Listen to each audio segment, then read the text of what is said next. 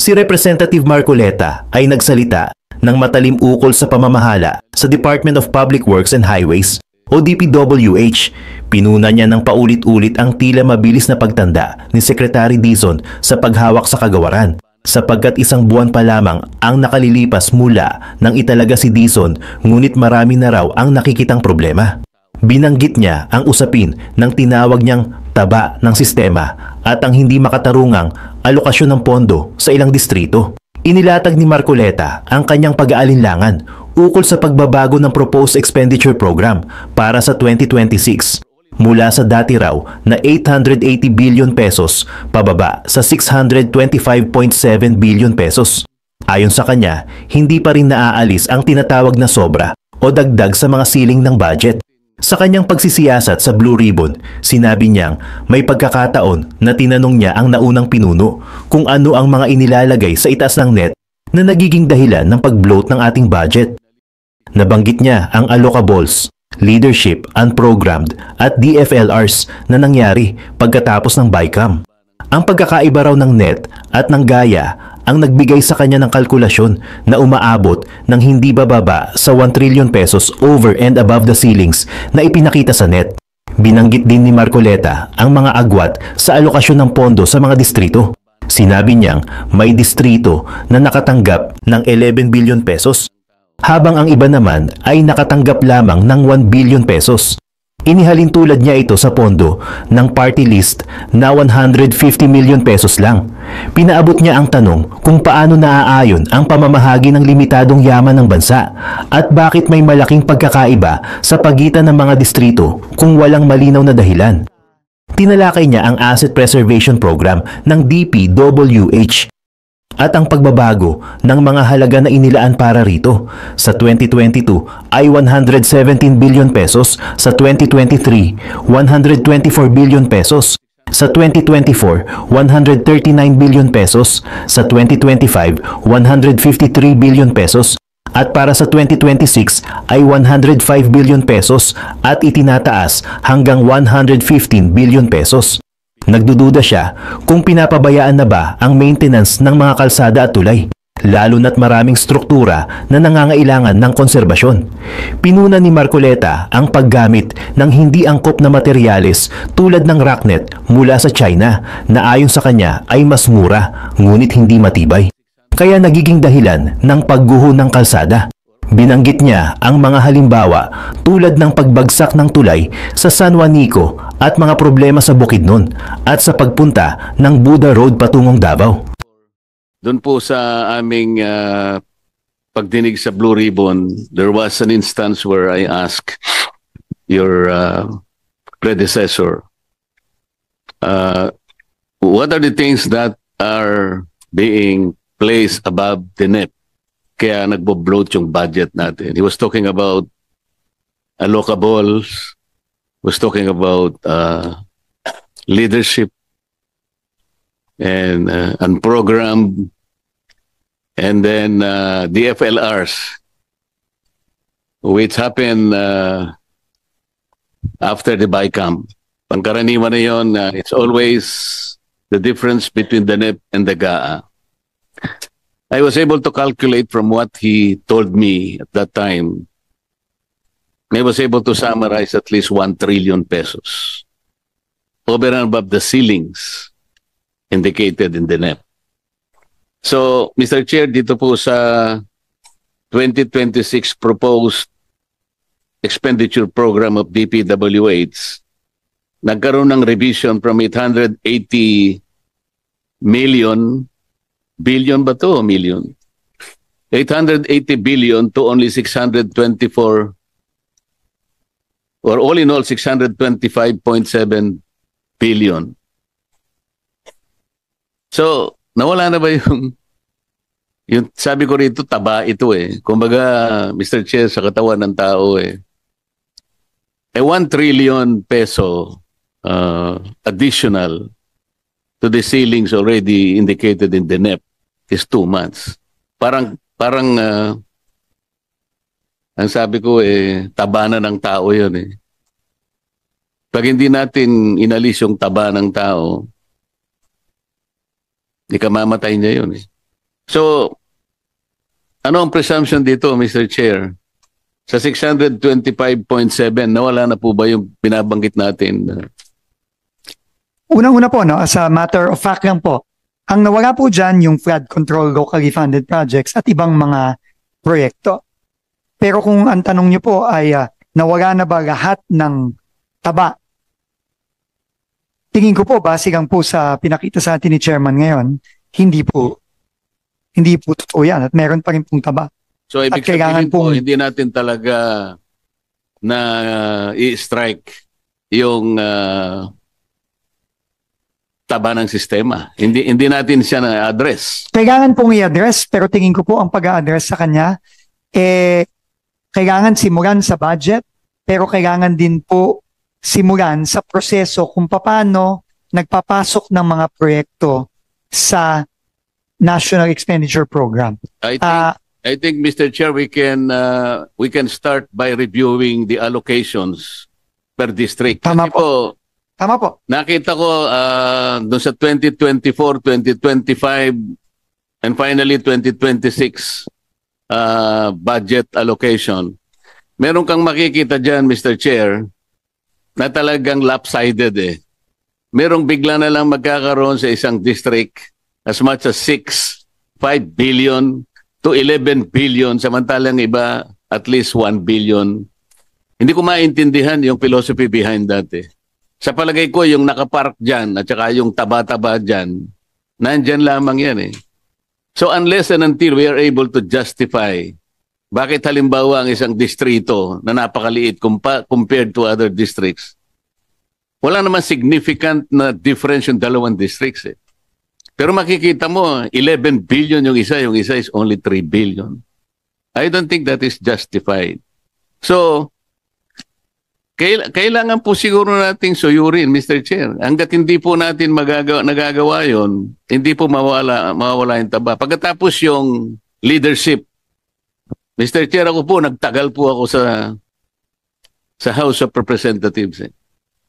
Mabuti na lang, party list lang ako. Hindi ko po minamalit ang party list. Pero kaya ko lang nasasabi sa party list, naging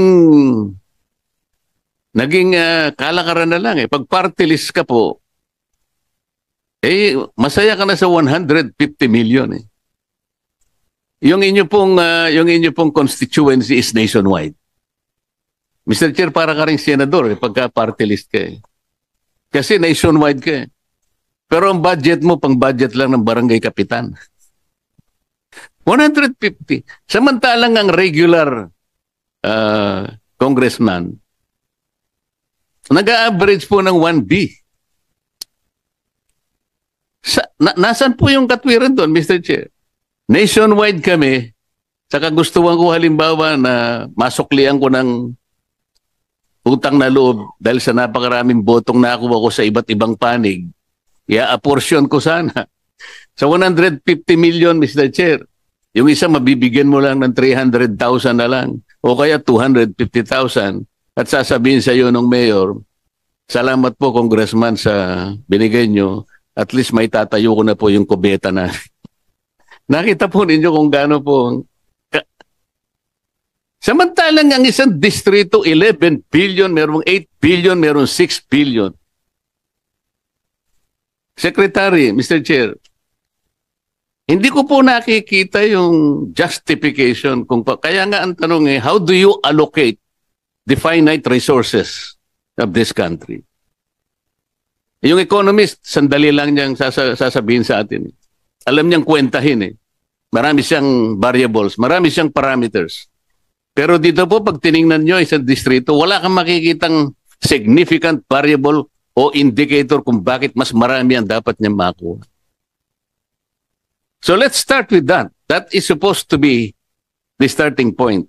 Ang sabi mo kanina, Secretary, we should err at the side of caution. Gusto kong palitan. We should act at the side. Ayoko magkamali tayo. Not even erring. We should act on the side of caution. Agree po, Mr. Chairman. 100%. And then, Mr. Chair, kung pwede ko pang idagdag sana to, Dito po itong Asset Preservation Program ng DPWH. 2022 to 2025, talagang papataas po yung expenditures. 117 million, a billion. 2023, 124 billion. 2024, 139 billion. 2025, 153 billion. Talagang papataas Mr. Chair, tama naman ito sapagkat kapag itong perang ito nagamit natin sa tamang pamamaraan, magagamit natin ang mas matagal ang ating mga kakalsadahan, mga bridges and so on and so forth. Di ba tama yun, Mr. Secretary? Tama po, Mr. Chair. Pagkatapos biglang nagkaroon ng 2026, naging 105 na lang. Ang ibig ba sabihin nito, yung papataas na ganun, 4 na taong papataas, tas bigla mong ginanon. So, naisip ba natin na wala nang kakwenta, wala nang kwenta yung preservation program natin, Mr. Chair?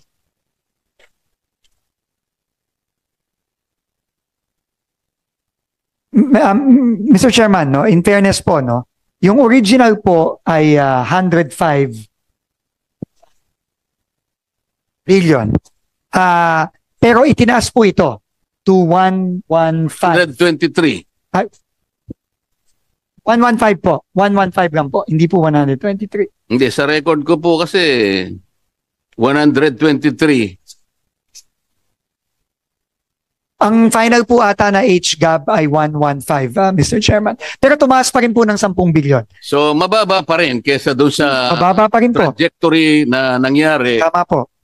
In the last 4 years. Tama po. So, ang assumption po ba rito ay hindi na natin talaga iniisip na i-preserve yung ating mga assets? Hindi naman po ganon ang sinasabi sa akin ng mga kasamahan ko.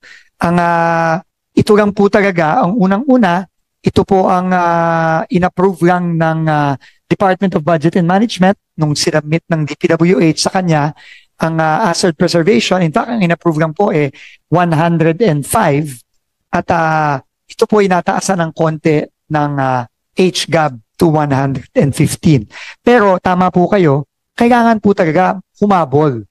Kasi like ngayon po, ang dami po nating mga tulay na nagkakaproblema. Kasama na po halimbawa ang San Juanico, yung bumagsak na tulay sa Cagayan.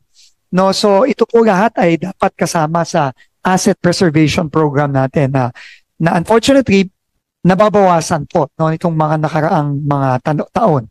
Pero unfortunately din po, ito lang po ang inapprove. Pero we will welcome po kung itataas pa po lalo ito ng ng Senate Finance Committee, Mr. Chairman. Mr. Chair, akala ko yung isa po sa isasagot ninyo ay dahil sa karanasan din natin na ito pong laki ng perang ginamit natin. Halimbawa, 2022, 117 billion. Pagkatapos sumunod na taon, 124 billion, 139 billion, hanggang umabot ng 153 billion. Pero hindi po natin nakita talaga na naging matagumpay po yung preservation ng ating mga assets, lalo na yung kalsada natin. Kasi marami po kaming nakita, lalo na po yung mga projects natin kung tawagin ay road slips. Meron tayong mga landslide projects na yan, at saka yung slopes protection. Ang dami po, dapat makikita ninyo dyan dahil sa bago pa lang kayo, pero alam ko po na napakarami pong alingas-ngas sa departamento na yan. Dahil sa halimbawa po yung rocknet halimbawa.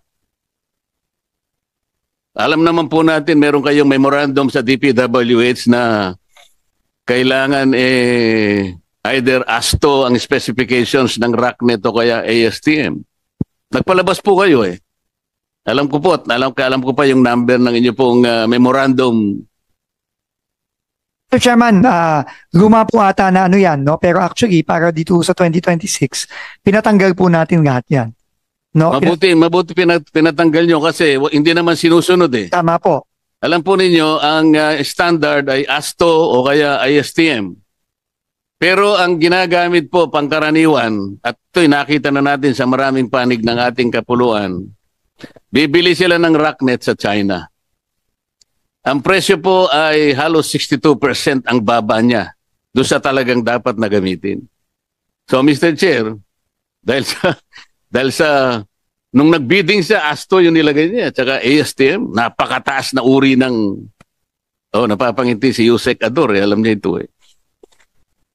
Pagkatapos bibili sa China, alam mo, Secretary, pati yung ginagamit na ilulubog horizontally at saka vertically, kung minsan dapat 5 metro, Mr. Chair, 1 metro na. Alam niyo yung rocknet kung gaano katibay yung galing sa China? Parang binalot mo ng sapot ng gagamba, Secretary. Kaya po hindi na preserve. Kaya po ang landslide, gano'n na lang po nangyayari. Kaya ang alam ko, kaya po siguro nyo binaba. Ang gusto ko sanang isagot yun, napansin po kasi namin, sobra-sobra talaga, pero hindi naman talaga nakatutulong para i-preserve yung assets na ating mga nagawa sa mga nakakarang mga panahon. Mr. Chairman, alam niyo po, na-mention niyo po yung rocknetting. Pero habang ako'y araw-araw na tumatagal sa departamento, lahat po ng sinasabi nyo, nakikita po natin on the ground. Ngayon lang po, meron pong bumagsak na kalye ngayon sa Bukidnon, kahapon. Yung Buda Road sa Bukidnon, papuntang Davao. Hindi po natin alam kung ano ang dahilan nun. Pwede pong earthquake ang dahilan, pwede pong landslide ang dahilan, pero pwede din pong kakulangan ng asset preservation ang dahilan. Dahil po itong kalyeng to 1999 pa ata o 2000. So 25 taon na yan. No? So marami po ganito, no? At very very unfortunate po itong mga pangyayaring ito. Pero kagaya nga ng sinabi ko kanina po nung sa aking opening statement pa lang, wala po ako dito. At madali po para sa akin siguro dahil isang buwan pa lang po ako siguro dito. Isang buwan at halos isang buwan at kalahati pa lang ako dito. Hindi po ako pumunta dito para i-depensa itong mga nangyayari sa DPWH. Pero nandito po ako, ginagay po ako ng Pangulo dito at yun ang kabilin-bilinan niya para po baguhin. Kaya po lahat po ng suggestion na ni Chairman na nakikita natin na obvious na may problema, talaga po dapat baguhin na natin ngayon. Kasi po, matagal na po ito. Matagal na po ito nangyayari. Hindi lang po ito ngayong taong ito. Mr. Chairman, hindi lang po the last 3 years ito. Sabi nga po ni Senator Gigarda kanina, dekada na po ito. So, ako po, sabi ko nga nandito lang ako ng 2 taong kalahati. At hindi ko sasayangin yung oras na ginagay po sa akin dito ng Pangulo para makipaglokohan at hindi baguhin ito. So isang linggo, isang buwan ka pa lang sa departamento. Isang buwan pa lang po, mahigit. Opo. Alam mo, Mr. Chair, baka hindi niyo alam na si Secretary Dizon, kamag-anak ko ito eh. Dizon ako sa aking ina. Taga-Angeles ang nanay ko, Dizon din siya. Kaya kung magtawag kami, pinsan. Isang buwan ka pa lang, pinsan. Pero yung bigote mo, hindi mo namumuti na eh. Ano kaya kung tumagal ka ng 6 months? Ako'y nalulungkot sa iyo eh. Alam kong gusto mong ayusin, alam kong gusto mong baguhin at magbago lahat ang problema ng departamento. At ako ay isa sa naniniwala sa gusto mo na mabago mo ang maraming problema na kinasasangkutan mo ngayon. Kung matutulungan ka lang namin sana ng higit pa sa magagawa namin ngayon, ay gagawin namin. Alam ko naman ang ating chairman ay isa sa mga maasahan natin kung pag-uusapan ay yung paglilinis ng departamento. Katulad halimbawa nung kami po ay naghihiring sa ibang komite, yung Philippine Science Agency, siya pala ay may kakayahan na magbigay ng maraming pantulong sa mga iba't ibang ahensya ng ating pamahalaan. Alam din niya kung anong pwedeng itanim sa anong lugar. Meron yata silang mga technology na nakakalap o nagagamit, may mga equipment sila. Ang sabi ko sa kanila, Mr. Chair, Secretary, bakit hindi mo tulungan ng DPWH? Hirap na hirap sila. Isip-isipin mo ako, yung sumbong sa Pangulo na ginagamit nila ngayon ay nanggaling sa MYPS application. Dapat sana ang ginamit yung PCMA application. Kaya makikita po ninyo kako, pag kinumpara nyo yung dalawa, magkakaroon po kayo ng discrepancy ng coordinate. Tumatango-tango si Yusek Conti. Tama o hindi? Ako po kasi, nireview ko yung mga submissions. Dahil binigyan po ako ng USB ng Pangulo nung simulan ko po yung Blue Ribbon nung ako pa po ang chairman. Kaya hindi ko po extensively nagamit sapagkat yung lamang siniyasat namin, nakakuha na ako ng mga ilang projects. Nag-random lang ako. 15 yung nakita ko. Magkakaiba yung coordinates, hindi pareho. Magmula sa 67 to at least 477 meters ang coordinates na pagkakalayo. Ay sabi ko sa Philippine Science Agency, bakit hindi mo ako tulungan? Nakita mo, wala pala kayong wala pala kayong satellite connection dahil mahal daw.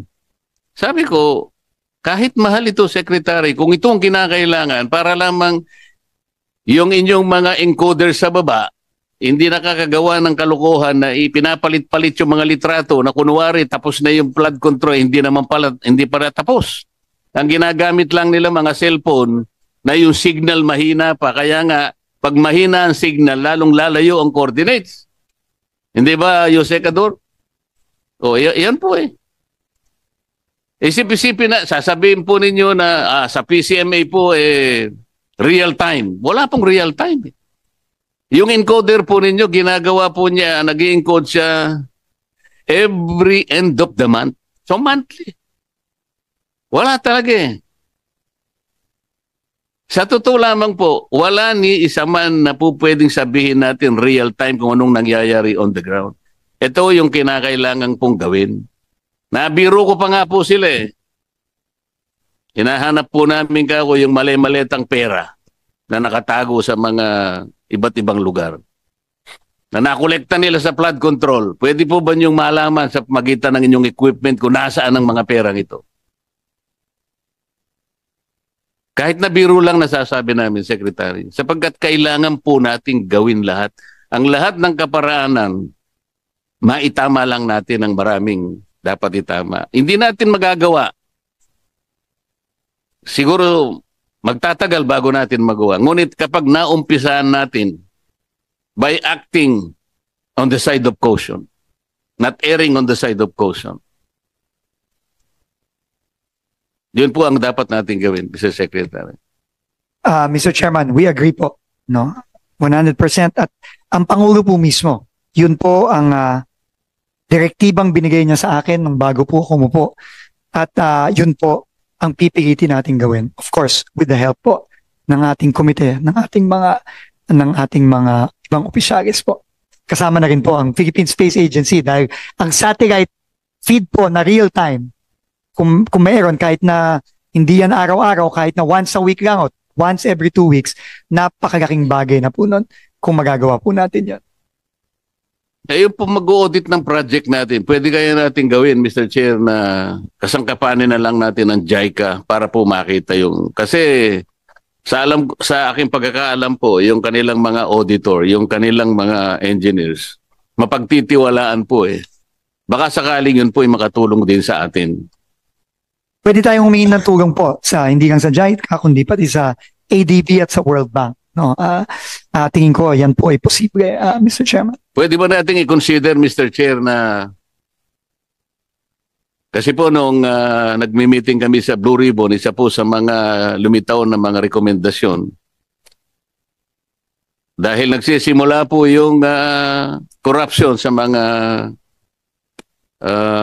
engineering districts. Pwede kayang i-streamline natin yun. Ang suggestion nga po, alisin na yung mga engineering districts. Meron ba tayong ibang alternative kung sakaling tanggalin ang mga engineering districts halimbawa, kung ano man alternative na gawin natin, wag na ganun karami. Pwede po nating pag-aralan, Mr. Chairman. No? Marami po talagang kailangan repasuhin at baguhin, no? Dito sa departamento. Dahil nakita naman po natin na yung current na sistema nagresulta dito sa nakikita na natin ngayon. So kailangan po talagang baguhin. At, Pangkaraniwan po kasi, Secretary, hindi naman lahat nangyayari sa mga districts. Ang congressman po kasi, ang siyang nakapangyayari doon sa pag-a-appoint ng district engineer. Hindi po sa lahat ng pagkakataon ganoon. Meron namang hindi. Pati pag-alis ng engineer o district engineer, nandun pa rin sa kapangyarihan ng kung sino man yung makapangyarihan ng congressman na yon. So nakita po ninyo sa aming initial na pag-iimbestiga. Idinugtong niya na may memorandum ang DPWH tungkol sa paggamit ng ASTO o ASTM standards. Ngunit sa maraming lugar ay hindi nasusunod ang mga ito. Ayon sa kanya, kung susundin ang tamang specifications, maiiwasan ang mabilis na pagkasira. Naglahad din siya ng suhestyon na gumamit ng teknolohiya at tulong mula sa Philippine Science Agency upang magkaroon ng real-time monitoring ng mga proyekto. Sinabi niyang may diferensya sa koordinasyon ng mga proyekto dahil may pagkakaiba sa mga coordinates na nakalagay sa mga submissions. Iminungkahi niya na mas maganda ang pagkakaroon ng satellite connection kahit na mayroon itong dagdag na gastos dahil ito raw ang makapipigil sa maling pag-encode at pagkakaangkin ng mga proyekto. Binanggit niya na ang mga encoder ay nag-e-encode lamang every end of the month. Kaya walang real-time feed na makakatulong na makita agad kung ano ang nangyayari on the ground. Inirekomenda ni Marcoleta na isaalang-alang ang paghingi ng tulong mula sa JICA, ADB at World Bank para sa auditing at engineering support. At binanggit ang Blue Ribbon bilang lugar kung saan nagsimula ang rekomendasyon dahil nagsisimula ang korupsyon sa mga engineering districts. Iminungkahi rin niya ang posibilidad ng pag-streamline o pag-alis ng engineering districts upang maiwasan ang katiwalian dahil ang appointment ng district engineers ay may impluensya ng mga congressman. Tinalakay niya ang kaso ni Zaldico na nakapagdala ng 35 billion pesos sa isang distrito sa loob ng 4 years at tinanong kung paano ito na-justify. Binanggit niyang ito ay isang malaking halaga at nangangailangan ng pagsisiyasat. Bilang tugon, sinabi ni Secretary Dizon na siya ay bagong naluklok sa posisyon at handang baguhin ang mga problemang nakita. Inihayag ni Dizon na ang paglilinis sa departamento ay direktiba mismo ng Pangulo at tinanggap niya ang anumang tulong mula sa komite. Inamin din niyang may mga memorandum at naipasa ang mga nakasaad na asset preservation allocations at nagpahayag ng kahandaang makipagtulungan sa mga ahensya. Ipinunto ni Marcoleta ang malaking agwat ng pondo, party list na may 150 million pesos kumpara sa regular congressman na may 1 billion pesos. Binanggit niyang sa maliit na pondo, kakaunti lang ang naipapamahagi sa mga lokal na opisyal.